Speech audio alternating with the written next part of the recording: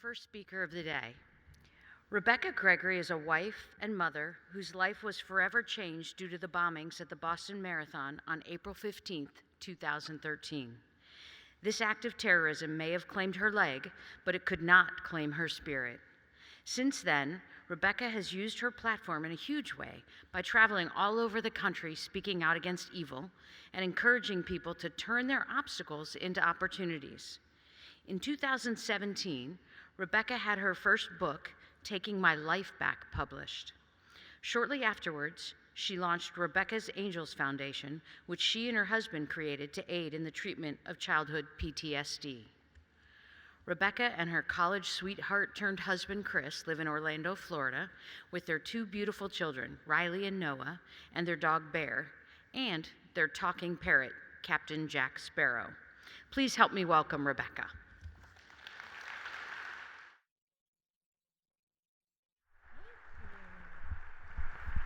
Thank you guys so much. Good morning, Columbus.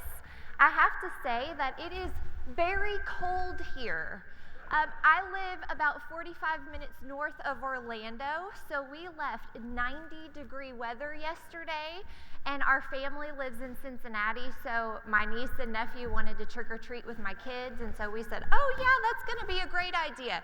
It was freezing, and it was one of the hottest Halloweens in Orlando, so I'm not sure where we went wrong with that, but it's great to be here this morning.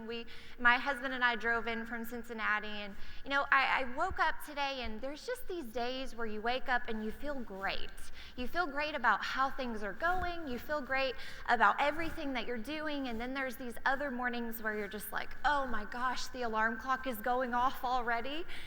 But at 4:15, my alarm clock went off this morning, and I just woke up with this feeling of gratitude and appreciation for just being able to come and share my morning and share a little bit of my story with you guys. And one of the things, though, first off, before we get into my journey and kind of where I've been in the last 6.5 years, one of the biggest things that I want you guys to know is that my name is automatically associated with the Boston Marathon. And generally, people think that I was running in the Boston Marathon that year. I have to be honest right up front and say I was not running that marathon. As a matter of fact, I was on the sidelines eating chocolate-covered pretzels, wondering why anyone would ever run 26.2 miles for the fun of it. It was my birthday weekend, my first time ever in the city of Boston, and I had brought my 5-year-old son up there with me to watch another friend of ours that had actually qualified to run that race. And it was a great weekend. It started out, we had caught a Red Sox game, we had toured the city. I had never been to Boston before, so this was really exciting for us to be able to go up there. And then we're celebrating my birthday on top of it. And I remember all of these amazing things leading up to the Monday that we were supposed to go and watch our runner. And so we had had a fantastic weekend, full of activities, full of celebration. And on that Monday, we were all packed up and ready to go home, back to where we were living in Houston, Texas at the time, right as soon as the marathon concluded. And that day, we started out at the 17-mile marker, and we were tracking our runner with an app on our phones, and we were holding up our signs and cheering and hollering, and it was something I had never seen anything like it before in my life. It was just incredible. All of these people, more people than I ever even had seen in one setting before, and they were all cheering as hard as they could for these people who had trained and worked very hard to run this marathon. But I remember one particular moment that sticks out in my head, and it was this mother-son moment that Noah and I had, my 5-year-old. And one of these guys, he was standing up on the fence. I want you to picture this, because my 5-year-old is standing on the fence, and he's holding a sign and cheering on these runners. And one of the runners proceeds to lose his breakfast right in front of Noah. So you can imagine the look of just pure shock on my son's face. But what happens next is the best part, because the guy keeps on running. And then Noah and I have one of those moments where I'm like, I don't get it either, buddy, trust me. But the picture that I kind of wanted you to see is that was an amazing day for us. And we started out at the 17-mile marker, and one of our people in our group of about 9 said, hey, why don't we go on to the finish line so we can actually see our runner cross? And we're thinking, yeah, that's a great idea, until you figure out the logistics of getting yourself from the 17-mile marker all the way to the finish line. Because what people don't tell you is that when you go to watch a marathon, you actually end up running that same marathon trying to keep up with the person that you're watching. But then, on top of that, on top of trying to keep up, I was also trying to keep up with my 5-year-old kindergartner, who all of a sudden, I'm wondering, why in the world did I bring my kindergartner to a marathon of 500,000 people? But nevertheless, we went from the 17-mile marker down to the finish line, and we were in a fantastic spot. We could see, we were right there, right in the middle of the action. We could see every single person cross, the look of just pure joy on their face that they had accomplished this goal that they had set out and trained so hard to do. And then we're standing there, and everyone's excited, except my 5-year-old. Because now we had been there for hours, and there are only so many runners that you can watch go by and cheer for until a 5-year-old kindergartner gets very, very bored.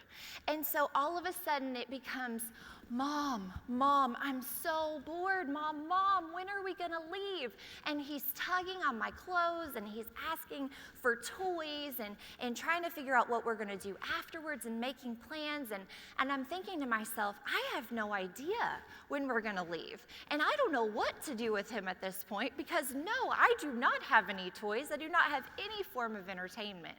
And so I said, buddy, why don't you sit down on my feet and play in the rocks like you're a scientist? And we're pushing it because there were no rocks, we were on asphalt, but to a 5-year-old, that was a cool thing to do. And so Noah took his place on my feet with his back up against my shins, and that's exactly where my 5-year-old son was when a bomb in a backpack went off 3 feet behind us. Now, at this point in my story, what I want you to take away from this is that my 5-year-old son, because I placed him on my feet that day, I took everything in the back of the legs, the torso, and the left hand, and that's what they say saved his life. Noah had a cut to his bone on his right leg that they were able to stitch up. He had a piece of shrapnel graze the back of his head, but he had 2 pieces of metal hit him. And standing here before you today, I have had 70 operations as a result of the Boston Marathon bombing. And I still have hundreds of pieces of shrapnel in my body that continue to cause issues today. And so when we're talking about being 3 feet from a bomb, and my 5-year-old son was spared, all that I can think about is that, man, there is a much bigger plan in all of this, and we're still here. And so we are not victims of the Boston Marathon bombing. We are survivors, and we choose to live our lives as survivors every single day we wake up. And what I want you to take away from this, and what I really want you to picture, is that the majority of people are never going to get blown up by a bomb at a marathon. But every single person has life blow up in their face. And it's at work, and it's at home, and it's those moments where you're like me, when I woke up from a medically induced coma, staring at 4 blank walls, wondering, how in the world did I get here, and where do I go on from here? My life was completely unrecognizable. And the crazy part is that 6 months before Boston happened, I was in a Walmart parking lot and robbed at gunpoint. I thought that was gonna be the biggest highlight of my life. Not even close. But I knew as soon as I opened my eyes for the first time and I saw the doctors coming in and out of my room, and they were telling me things like, Rebekah, we've got some good news for you and we've got some bad news. The good news is that you're alive. The bad news is that it's going to take a very long time to piece you back together. And you might lose your right leg, you might lose your left leg, and you might lose your left hand. That was a lot to take after my 26th birthday celebration weekend. But I feel like in life, when we have these moments where they're just something that we can't even fathom or that we don't recognize, we also have those decisions that we have to make. And one of the decisions that was easy for me was to decide that my leg was never going to be my life. And if my 5-year-old son essentially walked away from a bomb that was 3 feet from us, then I am going to try my best to pick up the pieces and move forward the best way I know how. Is it hard? Absolutely, but it's doable because I feel like every day we have the chance to hit that reset button, because if we're here, then we might as well make the most of our time here. And for me, for 26 years, I expected to get out of bed and put 2 feet on the ground and go about my day. And usually that meant hitting the snooze button about 13 different times because I was running late to everything. I was in the corporate housing world as an account manager, and I worked an insane amount of hours a week. And I thought that the more success that I had, the more money I brought in as a single mom, the better I would do for my son.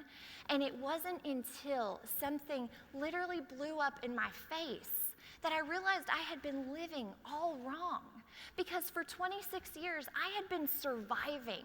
I had just been surviving because we get so caught up in our day-to-day that we get into our routine and we get into this rut. And sometimes we're so busy and so preoccupied with what we have to do that we forget all of the blessings and all of the beautiful things in our lives that we may not have. And so for me, it was a wake-up call. It was for 26 years, I had been living my life as if I was taking it for granted without even realizing it, because I would never intentionally do something like that. But I knew that I had been, because we are all so capable of it, and we don't even realize that we're doing it. So I decided then that I didn't want to just survive. I wanted to live. And I wanted to live in a way that I never knew I could live before. But that came with a lot of hardship. And a lot of times when we have these things happen to us, our lives do become unrecognizable, and we don't know how we're going to pick up the pieces. You know, one of the hardest parts of being a survivor of the marathon bombing is not the physical. It's not everything that physically happened to us. It's the emotional part. I remember everything that I saw that day. I remember that I was in a pool of my own blood with my bones laying next to me on the sidewalk. I remember the nails, the BBs, the ball bearings, everything that these brothers could pack into these pressure cooker bombs. And I remember other people's body parts laying on the ground, not even attached to them anymore. That was the scene, that was the war scene that we saw. And more importantly, that's the war scene that my 5-year-old son saw. He lost his innocence that day. And as a matter of fact, the 56 days that I stayed in the hospital, after that I came home, and the first thing that Noah said to me was, "Don't worry, Mom, we are never leaving this house again." That was a hard pill to swallow, because as funny as it was for him to kind of say that, like he's going to protect me, I knew that his innocence was stripped away from him. And I knew that we had a very long way to go, both physically and emotionally, in our recoveries. Noah didn't want to leave the house. He didn't want to get back on his bike. He didn't even want to go to school because he was afraid that something was going to hurt him. And I remember my own trauma and PTSD after I got out of that long stay in the hospital, because for 56 days, I was confined to this one blank room. And I was surrounded by all of these doctors and nurses and family and relatives that were helping me and supporting and loving on me. And then the minute that my mom wheeled me to her van to leave the hospital, and I had to go to my mom's house, I couldn't even go back home to my own home because I could no longer take care of myself. But she wheeled me out, and everything around me was scary. And I got into the van, and they lifted me up in it because I couldn't walk. And I thought every single car on the way home someone was going to hurt us. Someone was going to intentionally kill us. And I was trying to wrap my head around what was happening. And little did I know that it was a very, very scary form of PTSD. But the reason I bring both sides of it up is because it's very easy to talk about the physical things that happen to us. It's very easy because we feel like those are the things that everyone can kind of relate to. But a lot of it is emotional. It's all the stuff that people can't see that's the worst part. And for me, I looked like a shark's leftovers. I had 80% of the bones in my foot and ankle completely gone. I had chunks of muscle and tissue out of my legs. I had a hole blown completely through my left foot. And then I had pieces upon pieces of shrapnel that just ripped through my body. And so standing here, I was telling you that I've had 70 surgeries. That's 70 surgeries because of that one bomb. But what I go back to, and what I continue to go back to, is that we were that close and we're still here. And so that is a huge responsibility for me, because now I say that it's almost like the best and worst day of my life. The worst for obvious reasons, but the best because I got a second chance. I get to live like I never did before because I know what it's like to be laying on the pavement and fighting for every breath that I was taking. I really thought that I was going to die that day. And when I didn't, it didn't matter how many pieces I had to pick up. It didn't matter what my life looked like and how scary the world was. I was going to figure out a way to get through it. And I think that's what we all do. We all figure out ways to get through it because 9 times out of 10, we can't help the cards that we've been dealt. But we have the decision to make every single day to count our blessings or count our problems. We count the good stuff or we count the bad because the bad is always going to be there. But every time, the good always outweighs that bad. One of the biggest decisions that I had to make is after going through a 1.5 years of surgeries and limb salvage, because they tried to take my left leg right away, and then they decided not to, and that was a hard decision. So they were able to save my right leg. They were able to do limb salvage on my left leg, and that was really the culprit here. And so the doctors did numerous things. They put things like this lovely contraption on my leg. It's called an external fixator. And the rods actually went through the bones because my foot was in no position to ever be able to walk again. It was kind of hanging down like this. And so if I ever had the opportunity or the chance to be back on 2 feet, I had to put this external fixator on that I've had 2 of, and you had to turn these little knobs every single morning, and it would eventually put my foot up into a 90-degree angle. I get shivers all over my body still thinking about that. It was the most painful experience ever. And not to mention, I was on 37 different medications just to make it throughout the day. I was in a wheelchair or I was on bed rest. It was no way to live.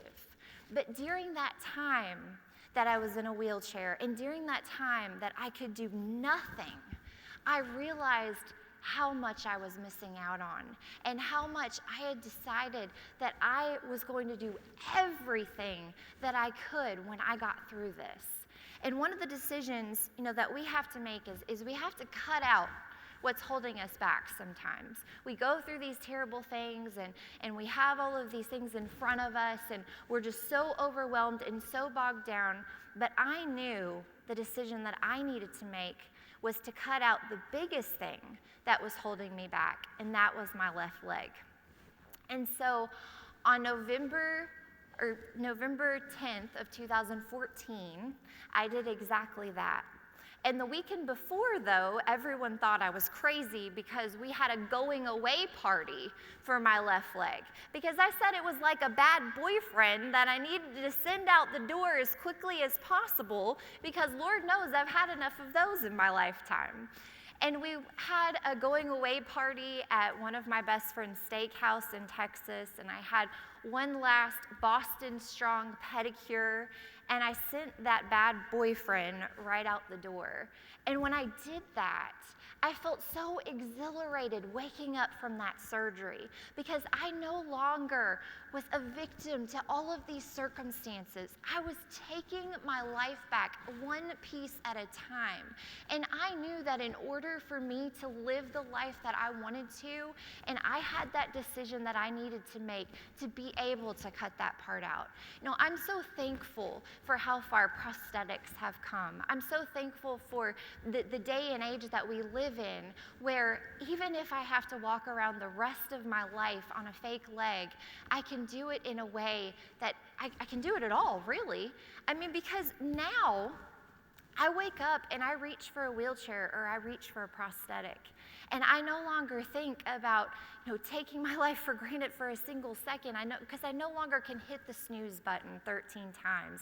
I can no longer have that rush of a morning because everything is done so strategically now and with so much more effort because it's exhausting. It's exhausting to have to live life one leg less than what I came into the world in.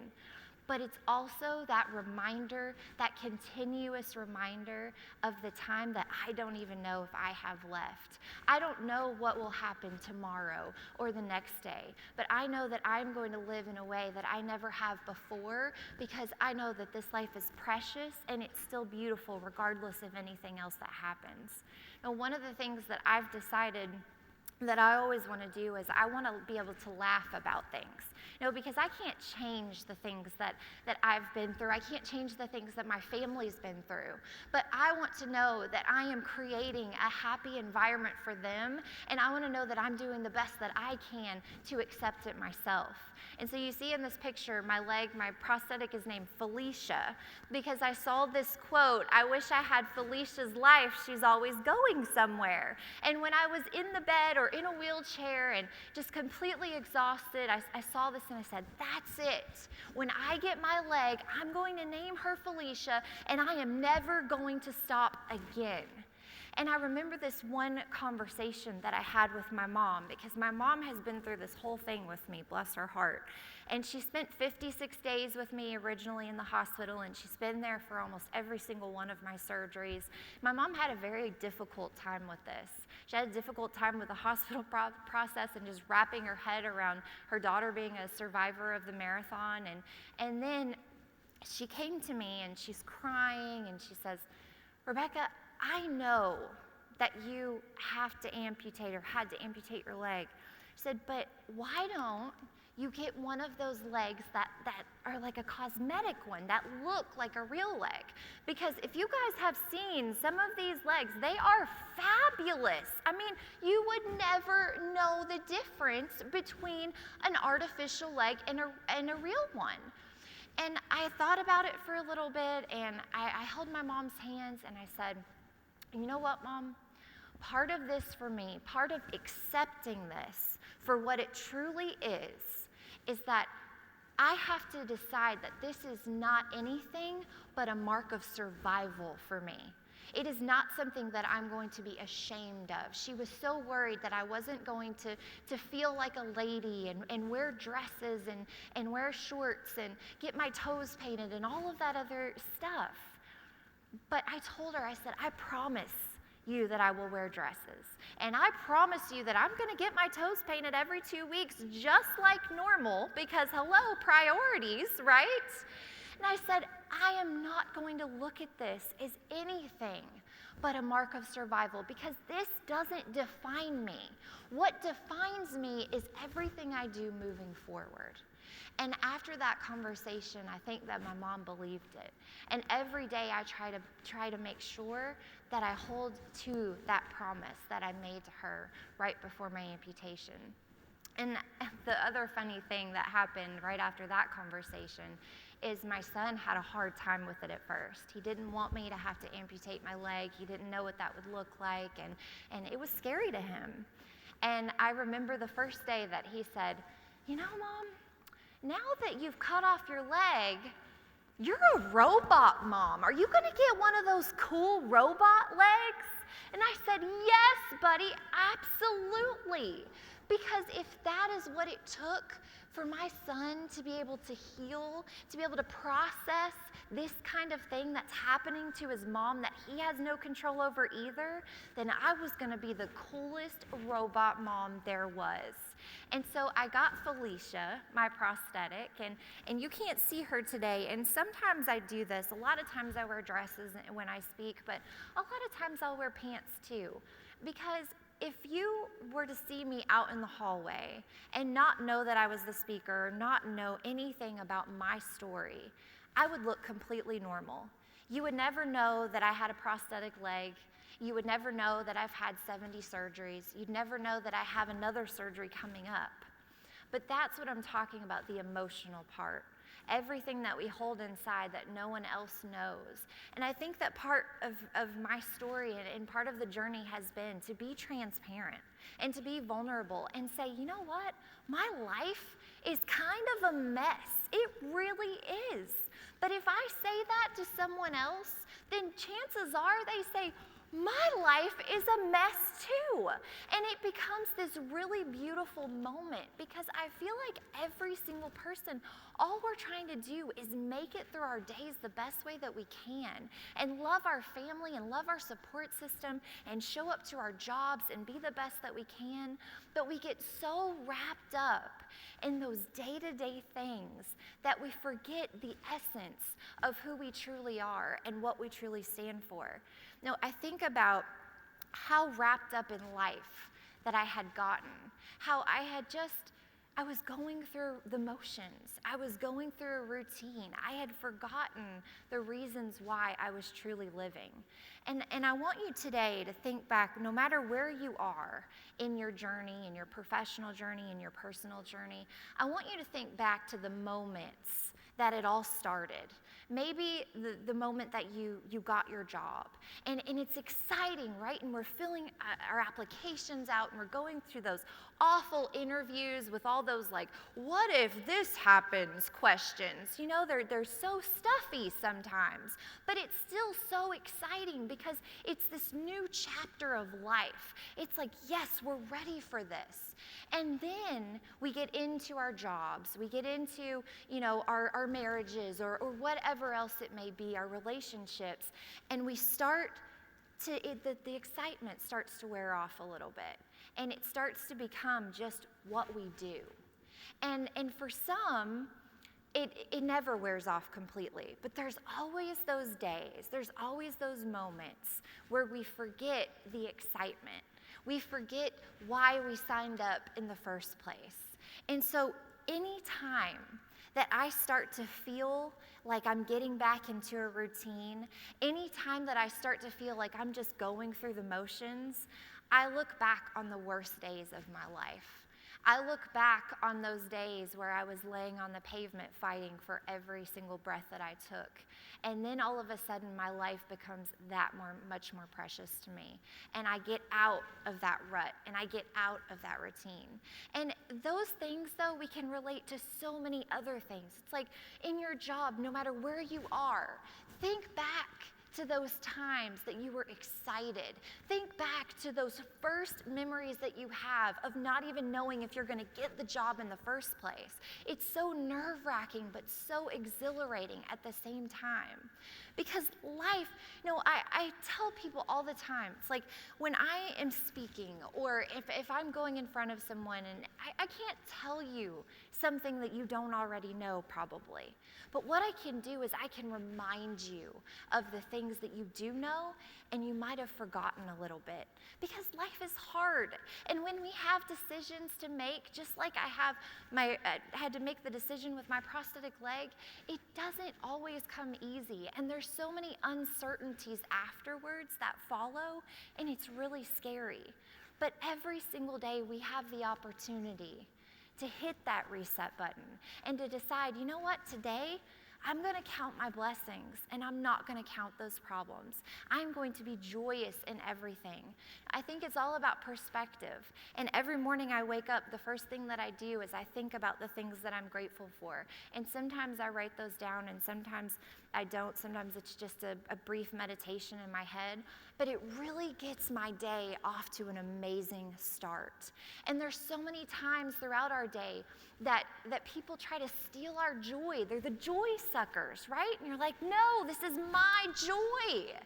But when you have this attitude, this perspective of nothing is going to come between me and my happiness today, then you start seeing a lot brighter things and the problems kind of dissipate. And that's the really amazing part. So for me, when I had this decision and then I got my prosthetic leg and my son's saying, I'm going to be a robot, and my mom's worried that I'm not going to feel like a lady, I said, you know what, I'm going to do this. And when I do this, I'm going to do it right. And every single day, is that a hard thing? Absolutely. 9 times out of 10, I want to throw Felicia across the room and never look at her again. We have quite the love-hate relationship. But I also know that there are things that I just can't change. And so the things that I can't change, I am going to bring joy into my life, and I'm also going to laugh about them. And we have fantastic Halloween costumes. This is Lieutenant Dan and Forrest Gump. My husband's Forrest Gump, and I'm Lieutenant Dan. And so it's always fun on Halloween. And we also have fun at Christmas, where my friends take my leg and make it a leg lamp. I'm just the attraction of the Christmas party. But on top of laughing about it, it's really funny because those moments, there's so many different things that I could be frustrated about and I could be exhausted about. I look at my house and I look at just the conversations that go on. One of the biggest things for us is, where's mom's leg? Because usually when I am at home, I'm in a wheelchair or on crutches. And so I leave my leg in one room, and then my 3-year-old daughter will take it into another, and she'll put her baby dolls down in it, and she'll put cereal in it because Felicia gets hungry. And this is not an exaggeration. This is real life what happens in the Rebekah household. And usually my husband, bless his heart, is the one finding my leg, and I can't believe you've lost your leg again. But these are the situations that we deal with. And then we go out in public, and you've got if I'm in shorts or skirts, you've got all the stares and all the people that feel sorry for us. And one of the reasons why I choose to wear things that expose my leg usually is that I don't want anyone to ever be afraid to come up to me and ask me a question. Because generally when they ask questions, then they feel more comfortable and we feel more comfortable too. Now, can I say that the stares don't get old sometimes?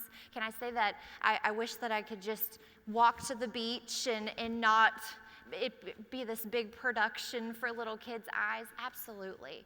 But if I can be an advocate for people with disabilities to go on and do amazing things, or if I can help someone through the struggles that I've been through, from being vulnerable, from being transparent, from walking around on my prosthetic, then that's the only thing that I want to do. When I started sharing my story and speaking, my goal was to touch one person in a crowded room. Because if one person could resonate with something that I said, then I would have been sharing my light with one other person. And then that one person can share their light with one other and another and another. And I'll have no idea what the magnitude of what my one light has truly done, but I want to know at the end of every single day that that's what I've tried to do. When I lost my leg, I gained so much more. And I decided that I was going to do everything I could on a fake leg that I didn't do on 2 real ones. One of those was to go back and run the Boston Marathon. In 2015, January 7th of 2015, is when I got my prosthetic leg, Felicia. And I started to train, and I put it on Facebook. You know that it's official when you put it on Facebook, so there's no going back. And I started to not only learn how to walk, but learn how to run on a prosthetic.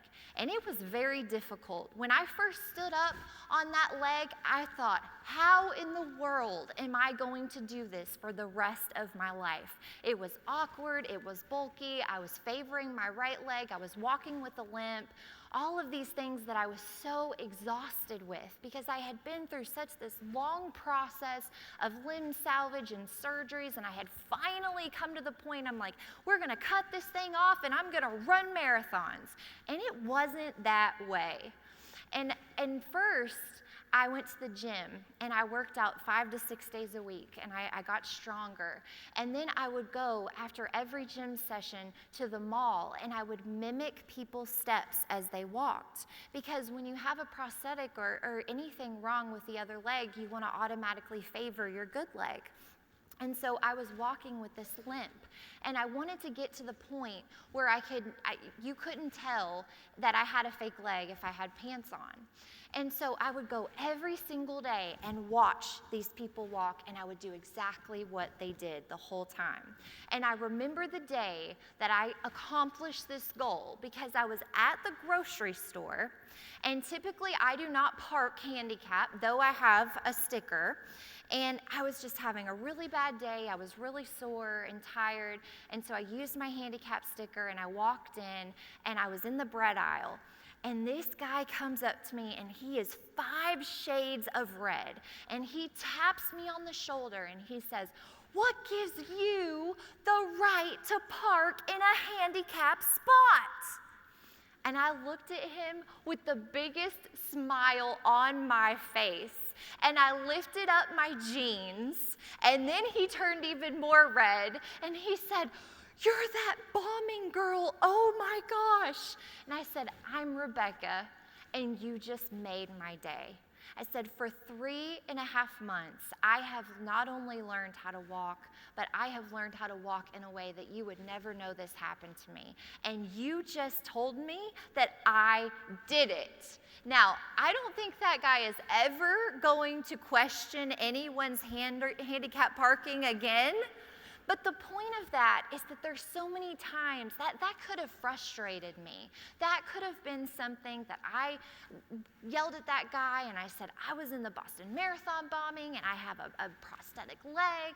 But it brought me joy because I realized that all of the things that I had been working so hard for, I had accomplished it. I had set a goal and I had crushed that goal.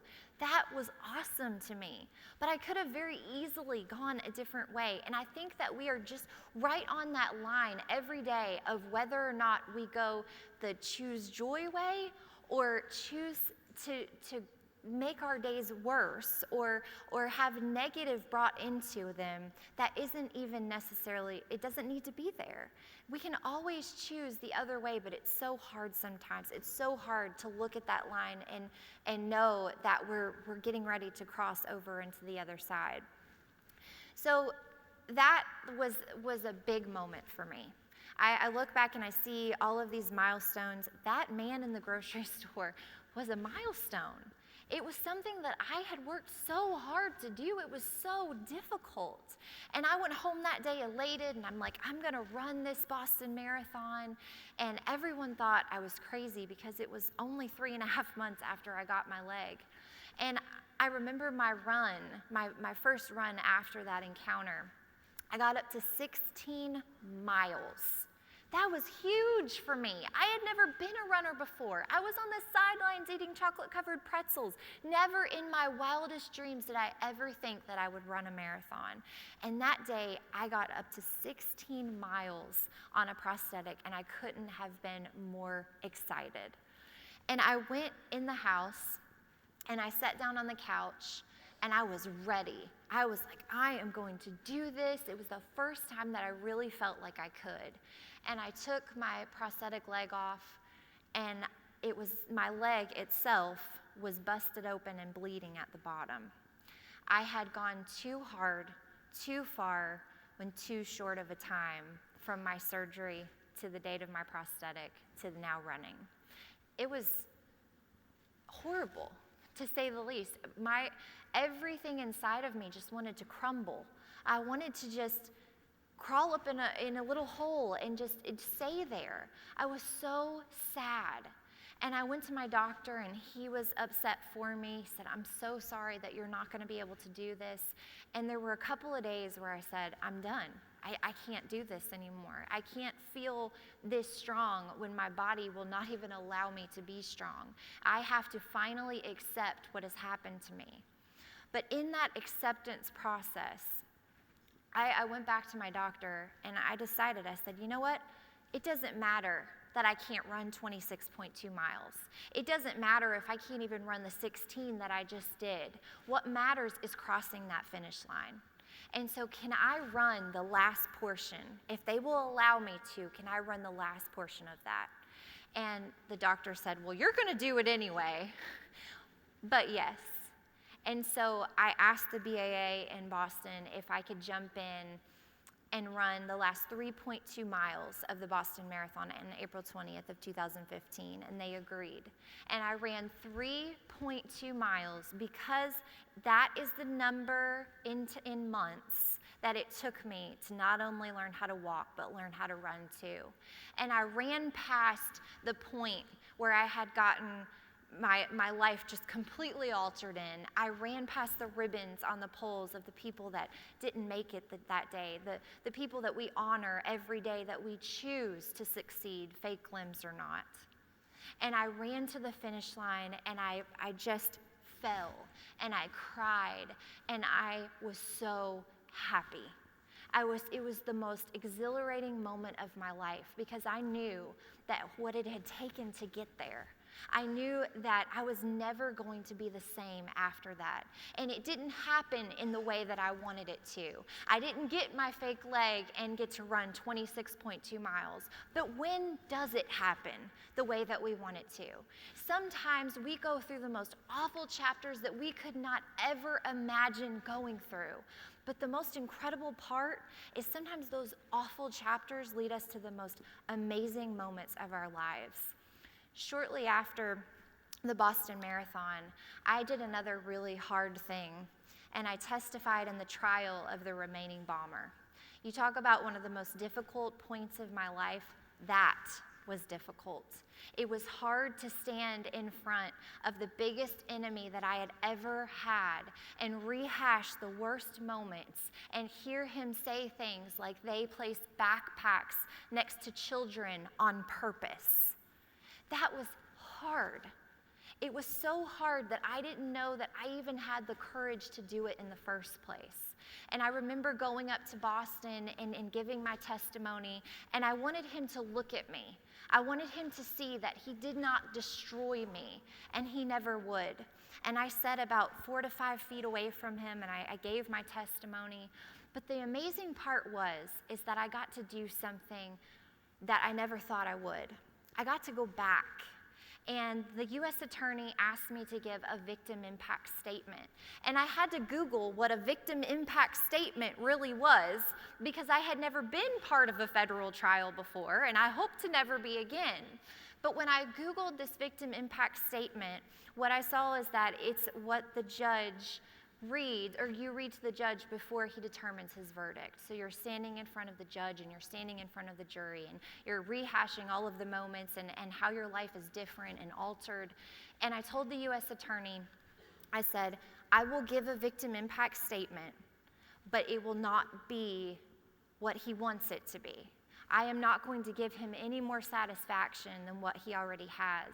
I watched this guy lean back in his chair, crack jokes with his attorneys, go on, just laughing at the people that were coming up on the stands. It was horrendous. And you knew that he had absolutely no remorse for what him and his brother did. And so I did not want to be a part of the satisfaction that he was getting in that courtroom.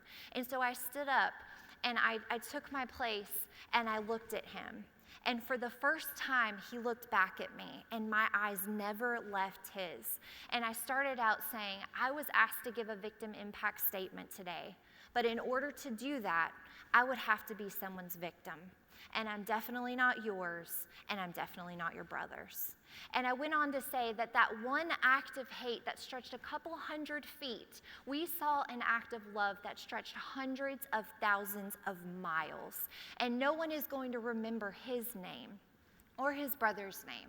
What they're going to remember is all of the amazing things the survivors and the victims' families have gone on to do. The people that lost their family members that day have now created these amazing foundations to give back. Can you imagine that? That is why I believe that there is so much more good in this world than there is bad, because we have seen the hearts and souls of millions across the world from one act of hate. And so no matter how scary our world is, no matter how divided we may seem, I feel like there's so many more people that are wanting to be a part of that good than the bad. And I am one of those. I want to do everything that I can, and I knew that day, and I knew every day since, that I am going to continue to be a part of that good in whatever capacity that I am able to do. One of the biggest things that came from Boston was me truly finding my purpose.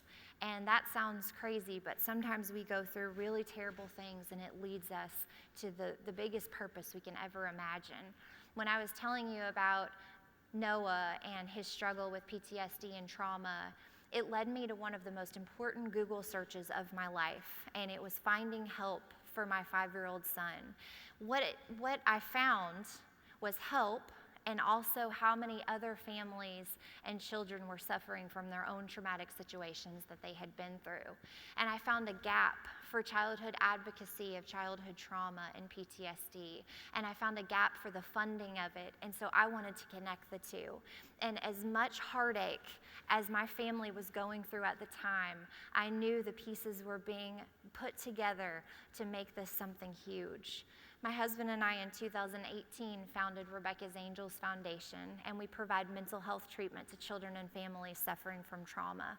This year, we started out wanting to help 50 children and families overcome trauma by a specific therapy we use called accelerated resolution therapy, because we've learned through our own trauma and our own therapy treatment that you no longer have to cope and manage your symptoms, that there's actually ways that neuroscience have come up with. You can heal from them. You can reprocess your most traumatic memories. And when I found this, and when I found the amazing success that we had in a family, I wanted to create something to help the people that we have seen support and love from all over the world. And so Rebekah's Angels was born, and this year we started out wanting to help 50 children and families, and we're up to 60 today, and the year is not over. So I am a testimony that tells you that there is a purpose in all of this heartache. I am a person that will stand in front of you and say, you know what, I don't have it all figured out. I don't have all of the answers for everything, but what I do know is that everything that we have been through in our lifetime has led us up to this moment.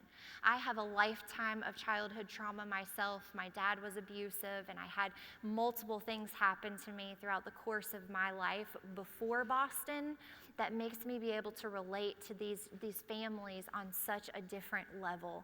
And now I have gone back to school to get my PhD in psychology, because that is how much I believe in what we are doing. I want you to take away not about my story. I want you to look at your own story. I want you to look at your own life. I want you to look at all of the things that you decide every day whether you're going to count your blessings or you're going to count your problems. And I want you to live in a way that you've never lived before. If you're already doing this, then that is fantastic. Continue to do it. But if you're not, if you're one of those people in the room that's just surviving, don't survive. Live. Live, because life is beautiful no matter what happens to you. And I am not naive to think that life is going to be one big fairy tale after this. In Boston, they told me I would never have another baby. I had my baby after Boston, but we were in the NICU for a summer. She was on a ventilator. I almost lost my life again that weekend. And we have some very important, tough medical decisions coming up for me too.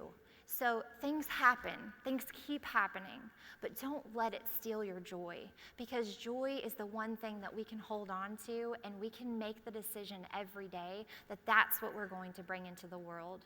So thank you so much for allowing me to share my story. Thank you for allowing me to share, to never give up, to always do the things that people never think that you can do or that you're never will be capable of, and do it for the people that you love the most, because they deserve everything that you have and more. God bless you. Thank you.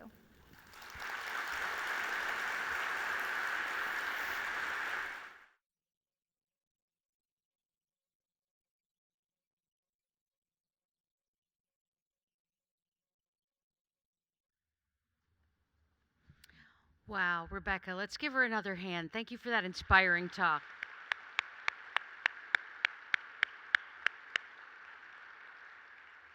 Choose joy.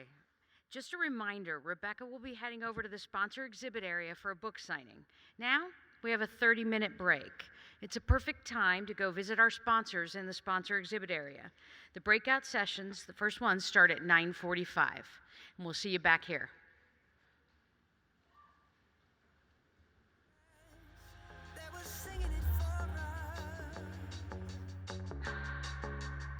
Can keep my hands on myself.